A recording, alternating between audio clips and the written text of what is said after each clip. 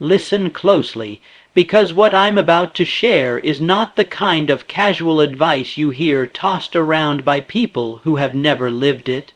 It is the distilled truth of wealth, building the kind of truth that cuts through excuses, destroys illusions, and demands that you rise to the level of the life you claim you want. Wealth is not a miracle. It is a process, and your 30s are the decade where the stakes are high, the opportunities are vast, and the wrong choices will echo for the rest of your life. You can drift, or you can decide. And if you decide, you must decide with everything in you, because this is the moment where people either step into power or fade into mediocrity. 1. Adopt the wealth mind. Set immediately. Wealth is not built in a bank account. First, it's built in your mind. Poor thinking creates poor choices, and poor choices create poor results. If you see wealth as luck or other people's privilege, you've already lost. The wealthy don't ask, "Can I afford this?" They ask, "How can I afford this?" Shift your questions, and you shift your destiny. 2. Turn your income into a weapon. Your 30s are not for showing off. They are for building leverage. Every extra dollar is a soldier. Send it to fight for you. Invest it. Multiply it. Turn your income into assets that pay you while you sleep. If you earn more and spend more, you're not rich, you're trapped. 3. Master one profitable skill and scale it. The world rewards mastery. If you are good at many things but great at nothing, you'll be paid in crumbs. Pick one skill that the market values highly: sales, coding, design, marketing, investing, leadership, and master it so completely that people pay you a premium for it. Then scale it. Build systems, teams, and processes that multiply your output without multiplying your hours. 4. Ruthlessly cut financial parasites. Subscriptions you don't use, cars you can't afford, friends who drain your ambition, debt that strangles your freedom. Remove them all. Your financial blood must flow toward your future, not into the mouths of parasites. 5. Build networks that multiply your opportunities. Money moves through people. If your network is weak, your opportunities will be weak. Surround yourself with those who think bigger, move faster, and demand more from life.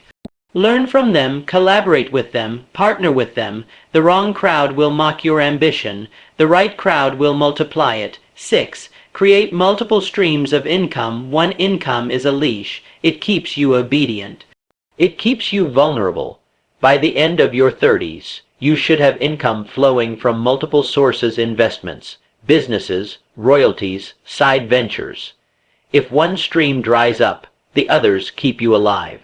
And that is freedom. 7. Stop trading hours for dollars. A job is a starting point, not a destination. If your wealth depends entirely on your time, you will always be capped. Build something that grows without you: a business, an asset, an investment portfolio. The wealthy do not work harder for money. They make money work harder for them. 8. Play the long game. Too many in their 30s try to look rich instead of becoming rich. They buy the car before they buy the investment. They post the vacation before they own the freedom to take one anytime. Be patient. Let others waste their time on image. You're building substance. 10 years of discipline can buy you a lifetime of abundance. Final word: getting rich in your 30s is not about luck. It's not about talent. It's about clarity, discipline, and the refusal to waste this decade chasing distractions.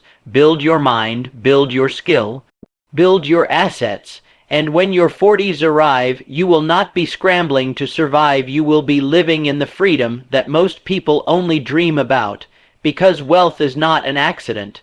It is a decision. Wealth begins in one place and one place only: the mind. Before it appears in your bank account, before it manifests in your investments, before it shapes the life you live, it takes root in the soil of your thoughts. Every great fortune the world has ever seen began as an idea: invisible, intangible, and at first impossible to prove. But here is the difference. Those who become rich learn to think in a way that attracts opportunity and multiplies it, while those who remain poor train themselves to think in ways that repel it. It is not education alone. It is not connections alone. It is not even hard work alone. I have seen people with advanced degrees live in quiet financial desperation. I have seen men and women work 12-hour days for decades and still die without wealth. The difference is not the labor of the body, it is the labor of the mind.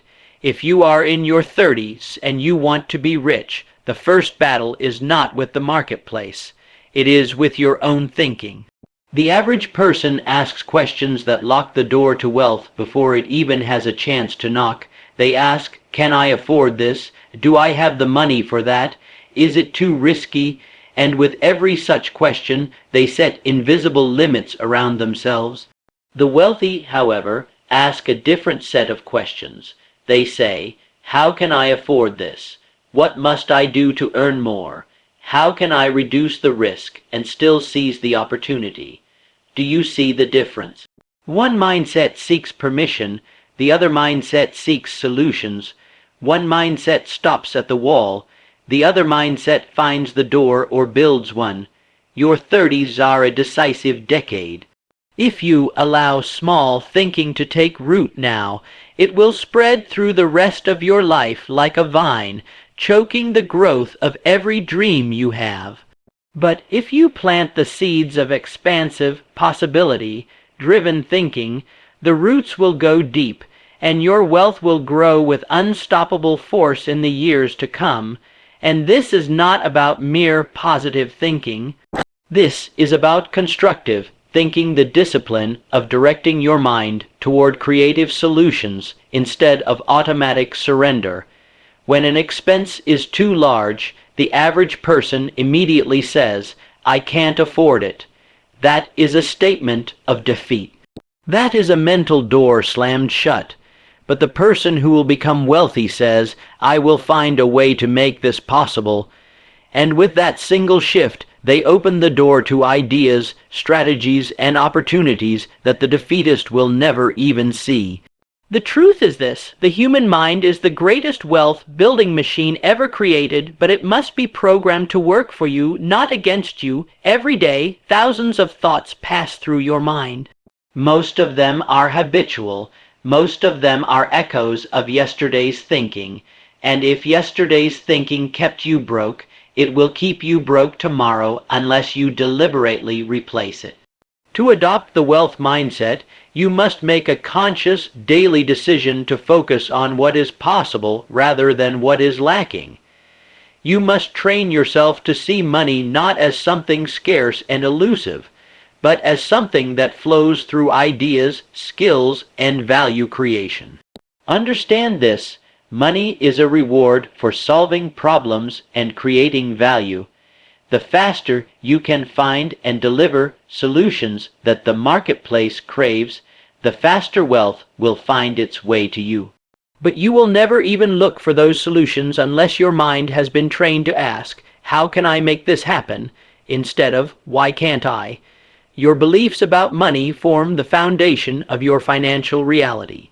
If you believe wealth is only for the lucky, the connected, or the already wealthy, your mind will never even try to seek it. But if you believe wealth is something you can create through intelligent effort and disciplined action, your mind will work tirelessly to find the path. Every time you tell yourself, I can't afford it, stop, catch the words before they escape, replace them with, I will find a way. This is not a trick. It is a command to your subconscious mind to begin searching for solutions, and when you do, you will be astonished at how quickly every other form of wealth becomes easier to acquire. The journey to riches in your 30s or at any age begins here in your thoughts, and if you master this step, the rest will follow. Your income is not simply money, it is a tool, it is a weapon, it is raw energy that can either be wasted or harnessed to create a life of power, freedom, and abundance. But here is the truth that most will never face. They treat their income like a toy instead of a weapon. They earn it, they spend it, they show it off, and by the end of the month, they are right back where they started, sometimes worse. The person who becomes wealthy in their 30s understands something the average person refuses to learn: every dollar is a soldier. You can send it into battle to conquer assets, opportunities, and financial security, or you can waste it on meaningless purchases that vanish the moment you own them. Look closely at your income. Every cent you touch is a choice. It can either go toward building your future or feeding your present impulses. If you use your income only to satisfy today's desires, tomorrow will find you struggling. But if you use your income to acquire things that produce income, investments, property, businesses, royalties, you will slowly break the chains that bind most people to their paycheck. The difference between the wealthy and the struggling is not how much they earn. It's how they use what they earn. A person earning $10,000 a month can remain broke if they spend it recklessly, while someone earning $3,000 a month can grow rich if they direct their dollars with purpose. This requires discipline, the kind of discipline that does not bend to temporary pleasure. Too many people in their 30s fall into the trap of trying to look rich instead of becoming rich. They buy the bigger car to impress the neighbors. They take the expensive vacation to post pictures online. They purchase the latest gadgets, clothes, and trends to feel like they've made it, all the while draining their greatest resource, their ability to invest.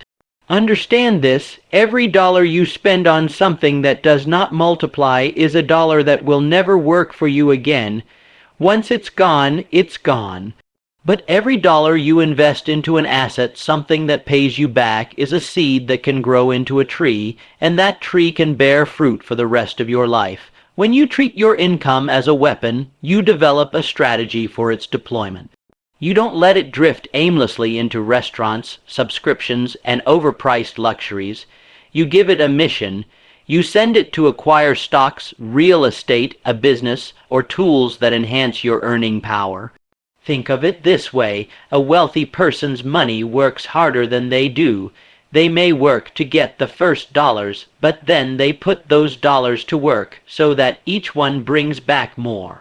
They build an army of dollars, each bringing in reinforcements, until their financial security is so strong that no single setback can destroy it. If you are in your 30s, you must make a decision today, not tomorrow, not next year, that your income will serve your future more than your present. This is the decade where you can build momentum that compounds for decades, or waste it and spend the rest of your life playing catch up. Stop asking, "What can I buy with this?" and start asking, "What can this buy for me forever?" The first question leads to consumption. The second leads to investment, and the second is the question every wealthy mind asks before making a financial move. Do not misunderstand, this is not about living in misery or refusing to enjoy your life. It is about balance tilted toward the future. It is about enjoying some of your income now, but ensuring that the majority is fighting for the kind of life you truly want later. A meal lasts an hour. An investment can last generations. When you turn your income into a weapon, you will discover a power that most never feel. While others are stressed about paying bills, you will be watching your assets grow. While others work endlessly for money, you will begin to see money working endlessly for you. You are not just a consumer, you are a commander. You can direct the flow of your income toward waste or toward wealth. And in your 30s, that choice will shape not just your finances, but your freedom, your options, and your future. Every paycheck is a chance to take another step toward independence. Treat it as a weapon. Deploy it wisely and watch it win battles for you long after you've stopped fighting. If you wish to be rich in your 30s, you must understand this truth: the market does not pay for effort, it pays for excellence. It does not reward the one who is pretty good at many things. It rewards the one who is undeniably exceptional at one thing. The man or woman who becomes wealthy is not scattered, they are precise. They take one skill, one area of value, and they sharpen it until it cuts through all competition. They know that in the economy of success, the middle is crowded, but the top is empty. Most people dabble. They try one thing, lose focus, jump to the next, then repeat the cycle for years. By the time they reach their late 30s, they have a list of abandoned projects and half-learned skills, but no mastery, no leverage, and no wealth. Do not make that mistake. The wealthy take a different path. They identify a skill that the marketplace desperately needs, and they commit to becoming one of the best in that skill, not just in their city, not just in their country, but anywhere. And here's the secret.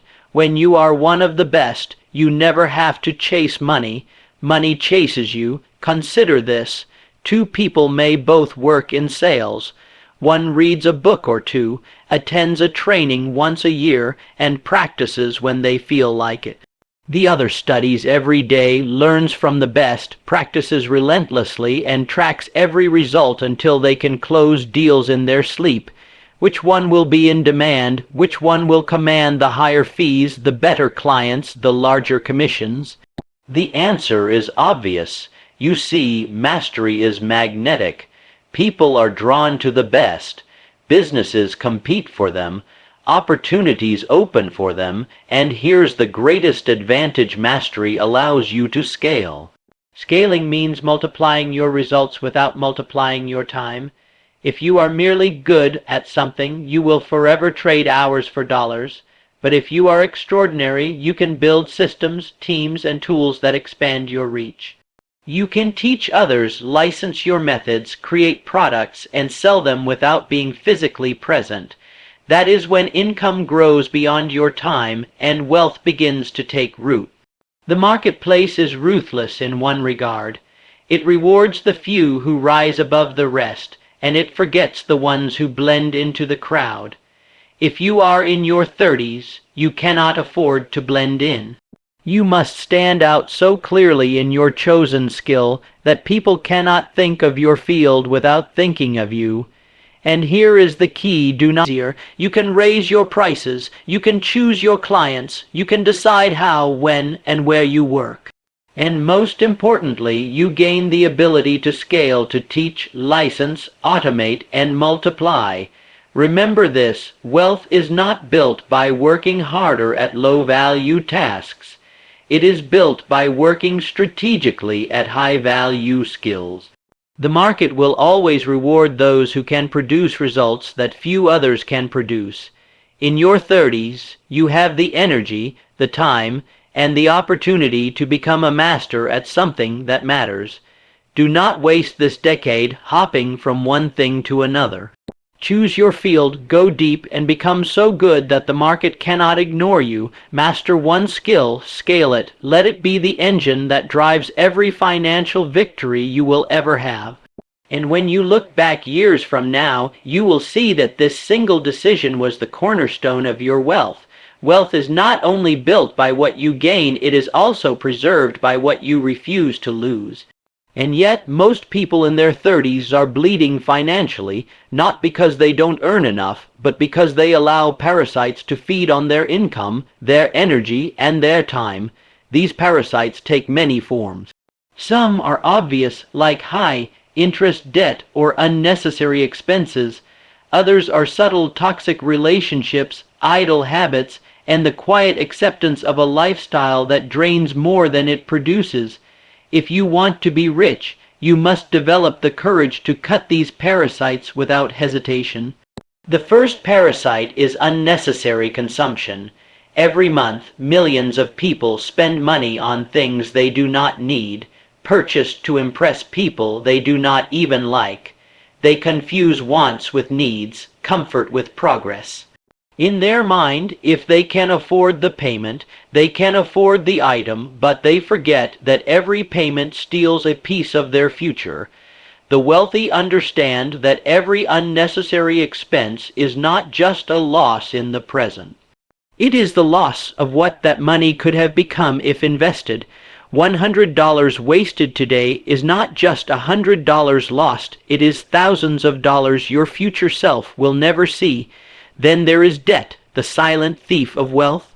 Credit cards with crushing interest, loans for cars that lose value the moment you drive them, financing luxuries instead of assets, Debt chains you to the past while robbing your future, and in your 30s, the interest you pay is not just money lost, it is opportunity lost.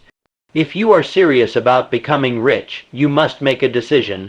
Debt for anything that does not produce income is the enemy. It is not harmless, it is not normal. It is a leak in your ship, and unless you seal it, you will sink no matter how fast you row. But parasites are not only financial, they are also human. Some people will never support your ambition, they will mock it.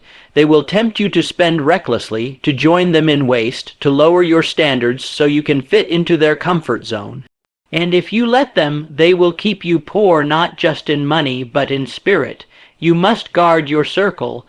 This is not about arrogance or coldness, it is about survival. If you surround yourself with those who drain your ambition, you will eventually run out of it. Replace them with people who push you higher, who inspire you to protect and grow your resources instead of burn them. There is also the parasite of time, wasting habits. Time is the most precious currency you own, and yet most people spend it as carelessly as they spend their money.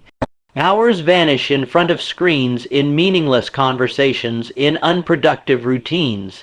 And with every wasted hour, the opportunity to build your future slips further away. You must become ruthless in identifying where your time, money, and energy are being drained. Write it down, see it clearly, then make the hard choices. Cancel the subscription you never use, sell the car that bleeds you dry, pay off the debt that enslaves you, walk away from the person who refuses to grow, replace the habit that consumes your hours with one that multiplies them. The act of cutting parasites is not comfortable, it is not easy. You will feel the pull of old habits, the sting of lost friendships, the temporary discomfort of living without something you once thought you needed. But every parasite you cut makes you lighter. Every unnecessary weight you drop gives you more speed toward wealth. In your 30s, you cannot afford to carry financial and emotional baggage into the years when you should be building momentum. The world moves too fast. Opportunities come and go. If your resources are tied up in waste, you will not have the freedom to seize them when they appear. Wealth demands a clean foundation.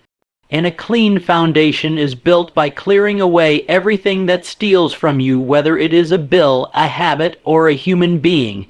This is not about deprivation, it is about liberation. When you cut the parasites, you are not losing anything of real value, you are making space for the things that truly matter. Investments, opportunities, relationships that build you, and the peace that comes from knowing your resources are flowing toward your future instead of being siphoned away. The path to wealth is not just about what you add, it is about what you subtract. Remove the parasites, and you will be astonished at how quickly your progress accelerates. Money is not just numbers on a statement. It is movement, it flows, and it almost always flows through people. If your goal is to be wealthy in your 30s, you must understand this unshakable truth. Opportunities do not simply appear out of thin air. They are carried into your life through the hands, minds, and voices of other people. The strength of your network determines the strength of your chances. Look around you. Who are you speaking to daily? Do they challenge you to think bigger? Do they push you to raise your standards? Do they have the vision to see opportunities before the crowd? If the answer is no, you are in dangerous territory because you will inevitably absorb the limitations of those you keep closest. Most people build their circle by accident.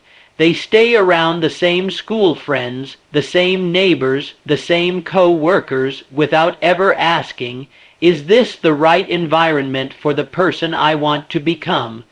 They confuse loyalty with progress. They believe that keeping the same company is a sign of stability, when in truth it often becomes a trap. The wealthy do not form their networks randomly, they choose them. They seek out people who are ahead of them in skill, experience, and mindset. They know that proximity is power. The closer you are to the right people, the faster you will rise. Think of it like this. If you spend your time with people who talk only about problems, gossip, and limitations, you will begin to think in those terms. But if you spend your time with those who speak of ideas, opportunities, strategies, and investments, your mind will naturally shift toward solutions and possibilities. Your network is a mirror. It reflects your current level of thinking, and if you do not like what you see in that reflection, you must change it. This does not mean abandoning kindness or looking down on others. It means being deliberate about your inner circle.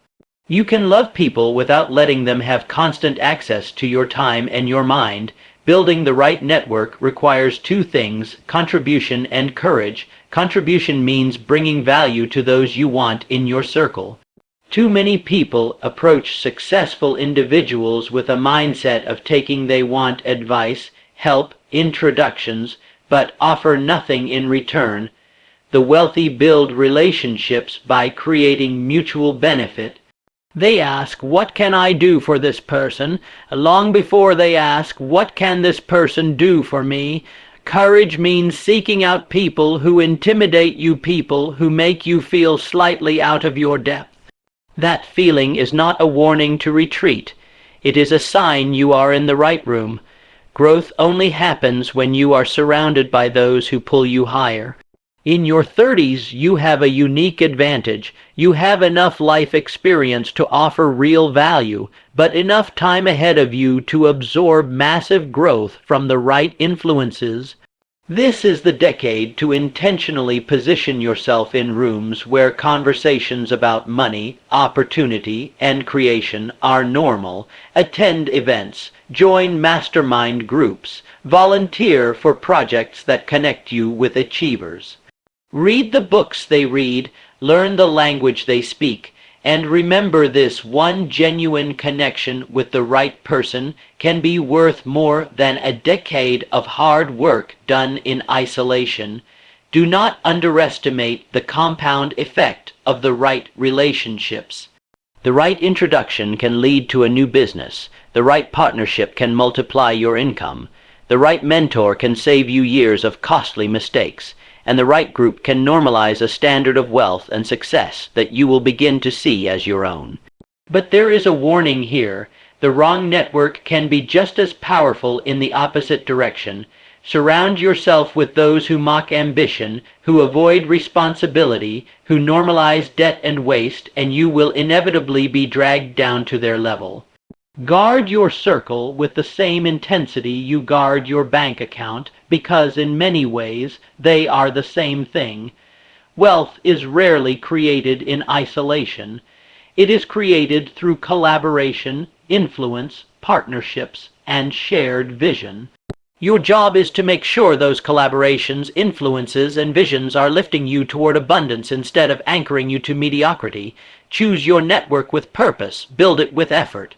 Nurture it with value, and one day you will realize that the people around you are not just your friends, partners, or mentors. They are the bridges that carried you to your fortune.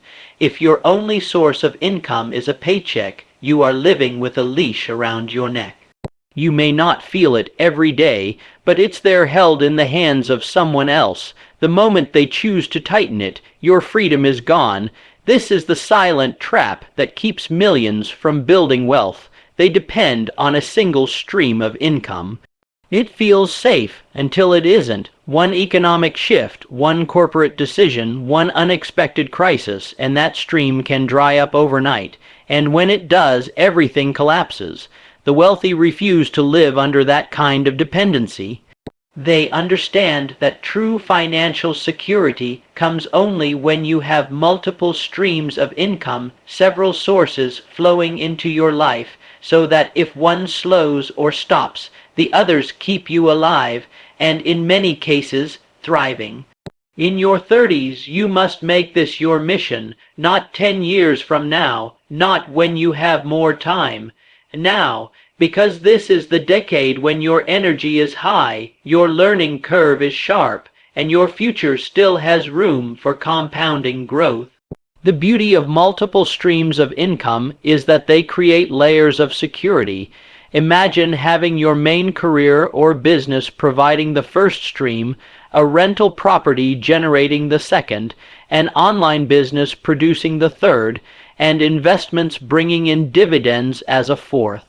If one stream faces trouble, the others hold you up. Instead of fear, you feel control, but this does not happen by accident. It requires intention and patience. Most people fail because they try to build 5 streams at once and end up with 5 incomplete, weak sources that collapse under the slightest pressure. The right way is different. You build one strong stream, then use it to fund and grow the next.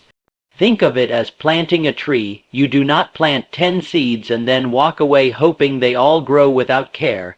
You plant one, water it, nurture it, and let it bear fruit. Once it is strong enough to sustain itself, you plant another. And then another. Over time, you have an orchard, each tree producing fruit in its own season, each adding to your harvest. Your first additional income stream might be small, a side business, freelance work, or a small investment. The point is not the size. The point is that it exists and grows. As it matures, it feeds your ability to create the next one. Over years, the streams multiply, and the flow of money into your life becomes steady, resilient, and strong. And here is the most important principle: your extra streams must be assets, not burdens. Too many people think they have multiple incomes because they work 2 jobs. That is not freedom, that is exhaustion. The goal is to create streams that pay you whether you are working or not. Investments, royalties, online products, rental properties, automated businesses, these are the streams that free you. They give you back your time while they put money in your account. The mental shift is simple but powerful. Stop asking, how can I earn more? And start asking, how can I earn without being present?